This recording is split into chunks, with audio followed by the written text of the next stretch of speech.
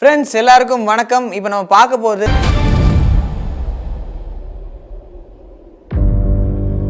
Sky scrapers படத்துடைய ரிவ்யூவை தான். இந்த வெள்ளிக்கிழமை பார்த்தோம் அப்படின்னா தமிழ் படங்கள் பெரிய அளவு பெரிய படம் எதுவும் வரல அப்படிங்கிறதுக்காக ஆங்கில படத்தில் இந்த ராக்குடைய படம், அதாவது நம்ம டுவேன் ஜான்சனுடைய படத்துக்கு நல்ல வரவேற்பு இருக்குது அப்படிங்கிறதுக்காக நிறைய க்ரௌட் இருந்தது, பார்க்க முடிஞ்சது. படம் என்ன அப்படின்னு பார்த்தா ஃபஸ்ட்டு நம்ம டுவேன் ஜான்சனை பற்றி சொல்லியே தான் ஆகணும். ஏன்னா அவருடைய ஆரம்ப காலகட்டத்திலேருந்து இப்போ அவர் வளர்ந்து வந்திருக்கிறது பார்த்தோம்னா எந்த அளவுக்கு அப்படின்னு கேட்டிங்கன்னா, ஆக்சுவலாக லாஸ்ட் இயரில் வந்து பாக்ஸ் ஆஃபீஸ் ஹிட் கொடுத்த பெரிய ஹீரோஸ் இருக்காங்களே ஹாலிவுட்டில், அதில் செகண்ட் பிளேஸில் இவர் தான் இருக்கார். Jumanji, Fate of the Furious, அதுக்கப்புறம் பார்த்தோன்னா பே வாட்ச் அப்படின்னு நல்ல நல்ல படங்கள் கொடுத்துருக்காரு. பாக்ஸ் ஆஃபீஸில் நல்ல கலெக்ஷன் இருக்குது. இதுக்கு அது முக்கியமான காரணம் என்ன அப்படின்னா, அவர் நல்ல ஆங்கில படங்களில் கமர்ஷியல் படத்தில் நடிக்க ஆரம்பிச்சிட்டார். அப்படி ஒன் ஆஃப் த ஆங்கில கமர்ஷியல் மசாலா படம் அப்படின்னா இந்த ஸ்கை ஸ்கிராப்பர்ஸை சொல்லலாம். எதுக்கு கேட்குறீங்க அப்படின்னா, படத்துடைய கண்டென்ட் அப்படிங்கிறது அந்த மாதிரி. உங்கள் எல்லாருக்குமே தெரியும், புர்ஜ் கலிஃபா அப்படிங்கிறது தான் உலகத்திலேயே ஹைட்டான பில்டிங். அந்த பில்டிங் பார்த்தோம் அப்படின்னா கிட்டத்தட்ட 2700 அடி அப்படின்னு சொல்கிறாங்க. அதுலேருந்து பார்த்தோம் அப்படின்னா 3700 அடிக்கு மேலே ஒரு பில்டிங் இருக்குது ஹாங்காங்கில். அந்த பில்டிங் பேர் தான் த பேர்ல்ஸ். அந்த பேர்ல்ஸ் பில்டிங்கில் ஒரு ஃபயர் ஆகுது. அந்த ஃபயர் ஆகிறதுனால பில்டிங்கோட ஓனர் எப்படி பாதிக்கப்படுறாரு, எந்த விஷயத்தை எடுத்துகிட்டு போகணும்னு நினைக்கிறாரு, இந்த டுவேன் ஜான்சன் ஹீரோ இருக்கார் இல்லையா, இவர் எதை காப்பாற்றணும்னு நினைக்கிறாரு, எதை எடுத்துகிட்டு போகணும்னு நினைக்கிறாரு, இதன் மூலமாக அந்த வில்லனுக்கு என்ன ப்ராப்ளம், அவர் என்ன இங்கேருந்து எடுத்துகிட்டு போகணும்னு நினைக்கிறாரு, ஒரு பில்டிங் ஃபயர் ஆகும்போது இந்த 3 கதாபாத்திரங்கள் என்னென்ன செய்ய நினைக்குது அப்படிங்கிறது தான் படத்துடைய ஸ்டோரி. அது கூடவே இந்த பில்டிங்கில் வந்து பார்த்தோம் அப்படின்னா வந்து ஒரு சைஃபை அப்படின்னு சொல்லலாம், அதாவது சயின்ஸ் ஃபிக்ஷனோட பல விஷயங்களை உள்ள புகுத்திருக்காங்க. இந்த படத்துடைய ட்ரைலர் வெளியில் வரும்போது டை ஹார்டோடைய வைப் லைட்டாக இருக்கு தான் செஞ்சது. என்னடா இது டை ஹார்டோட இன்ஸ்பிரேஷனில் இது எடுக்கிறாங்களா அப்படின்ட்டு. ஆனால் இது டோட்டலாக ஒரு சில விஷயங்கள் கொஞ்சம் வித்தியாசப்படுத்தி இருந்தாங்க.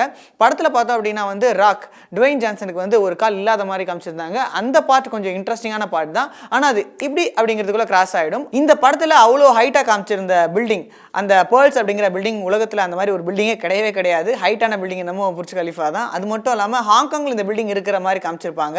இது வெறும் கற்பனை அப்படின்றாங்க. அது மட்டும் இல்லாமல் கற்பனை பில்டிங்காக இருந்தால் கூட அதுக்கும் வந்து ஒரு சில மாதிரி விஷயங்கள் வேணும், அதுக்கும் ஒரு டிசைன் வேணும், அதுக்கும் ஒரு ஸ்ட்ரக்சர் வேணும் அப்படிங்கிறதுக்காக புர்ஜ் கலிஃபாவை யார் கட்டினாங்களோ அந்த ஆர்கிடெக்ட் இருக்கார் இல்லையா, அட்ரியன் ஸ்மித் அப்படிங்கிறவர், அவர்கிட்ட அப்ரோச் பண்ணி எப்படி இருக்கணும் இவ்வளோ ஹைட் பில்டிங் அப்படின்னா அந்த இன்புட்ஸை வாங்கி உங்கள் விஷுவல் எஃபெக்ட்ஸில் தான் அதை கொண்டு வந்திருக்காங்க. இந்த படத்துடைய ஹார்ட் கோர் கண்டென்ட் என்ன அப்படிங்கிறது ஜஸ்ட் எஸ்கேப் அப்படிங்கிற ஒரு மேட்ரு தான். அதை தாண்டி பார்க்கும்போது இந்த படத்துக்குள்ளே ரொம்ப இன்ட்ரெஸ்டிங்கான சில ஃபேக்டர்ஸ் இருக்குது. அந்த இன்ட்ரெஸ்டிங்கான ஃபேக்டர் என்ன அப்படின்னா, இந்த ஹைட்ராலிக் கிரெயினில் ராக் அவர்கள் எப்படி அந்த பில்டிங்க்கு ஜம்ப் ஆகிறாரு அப்படிங்கிற இடங்கள்லாம் வந்து உண்மையிலேயே வந்து சீட்டோட நுனியில் நம்மளை பார்க்க வச்சிரும். அந்த போர்ஷன்ஸ் ரொம்ப நல்லாவே இருந்தது. அது மட்டும் கிடையாது, அந்த பில்டிங்கை அவங்க எக்ஸ்ப்ளோர் பண்ணும்போது அதை வந்து என்னென்ன விஷயம் அதுக்குள்ளே இருக்குது, அந்த ஃபீச்சர்ஸை வந்து எக்ஸ்ப்ளோர் பண்ணும்போது அதை கேட்கறதுக்கு ரொம்ப இன்ட்ரெஸ்டிங்காக இருந்தது. ரொம்ப ஷார்ட் அண்ட் ஸ்வீட்டாக போகக்கூடிய படம். ஆனால் இந்த படத்துக்குள்ளே ரொம்ப இன்ட்ரெஸ்டிங்காக பல விஷயங்கள் எதிர்பார்த்தாங்க. எதனால அப்படின்னா, ஃபேட் அண்ட் ஃபியூரியஸ், அதாவது நம்ம ஃபாஸ்ட் அண்ட் ஃபியூரியஸ் இருக்கு இல்லையா, அதில் ராக் அவர்களுடைய போர்ஷன் எல்லாமே ரொம்ப அதிரடியாக இருக்கும், ரொம்ப தரமாக இருக்கும். ஆனால் இதில் அவர் ரொம்ப சைலண்ட்டாக வந்து சில இடங்களில் மட்டும் ஆக்ஷனை வெளிப்படுத்தியிருப்பார். அதனால ஒரு சின்ன டிசப்பாயின்மெண்ட் இருக்க தான் செய்யும். ஓவரால் படத்தை நம்ம பார்க்கும்போது ஒரு நம்ம ஊரில் கேஎஸ் ரவிக்குமார் ஒரு படம் எடுக்கிறார் அப்படின்னா ஒரு பெரிய ஹீரோ வச்சு எடுப்பார், 4-5 சீன் செம்மையாக இருக்கும். ஆனால் ட்ரைலர் கட்டிங் மட்டும் மரண மாசாக இருக்கும்ல, அப்படியே ஒரு படமாக தான் இந்த ஸ்கை ஸ்கிராப்பர் படம் இருந்தது. படத்துடைய டேரக்டர் என்ன விஷயங்களை அழகாக ப்ரொஜெக்ட் பண்ணணும்னு நினைச்சாரோ அதை ப்ரொஜெக்ட் பண்ணி முடிச்சிட்டாரு. ட்ரைலரில் பயங்கரமாக இம்ப்ரெஸ் பண்ணிட்டாரு. வேர்ல்டு வைட் இதை கொண்டு போயிட்டாரு. அது மட்டும் இல்லாமல் இந்த படம் ஹாங்காங்கில் முன்னாடியே ரிலீஸ் ஆயிடுச்சு. பட் ஹாங்காங் மக்கள் இந்த படத்தை எப்படி எடுத்துக்கிறாங்க அப்படிங்கிறது அங்கே ரிலீஸ் ஆகிற பாக்ஸ் ஆஃபீஸ் கலெக்ஷனை வச்சு தான் தெரியும். நம்ம தமிழ் சினிமா ரசிகர்களுக்கு இந்த வார வெள்ளிக்கிழமை எந்த மாதிரி ஒரு ட்ரீட்டும் இல்லை அப்படிங்கிறனால இந்த ஆங்கில படம் நிச்சயமாக ஒரு நல்ல ஆப்ஷனாக இருக்கும்னு நினைக்கிறேன். நீங்கள் இந்த படத்தை பார்த்துருந்தீங்க அப்படின்னா ஸ்கை ஸ்கிராப்பர் உங்களை எப்படி இம்ப்ரெஸ் பண்ணுச்சு, இல்லை இம்ப்ரெஸ் பண்ணுச்சா இல்லையா அப்படிங்கிறத கீழே கமெண்ட் செக்ஷனில் பதிவு பண்ணுங்கள். இந்த வீடியோ உங்களுக்கு பிடிச்சிருந்தா லைக் பண்ணுங்கள், கமெண்ட் பண்ணுங்கள், ஷேர் பண்ணுங்கள். மறக்காமல் ஐபிசி தமிழை சப்ஸ்கிரைப் பண்ணுங்கள்.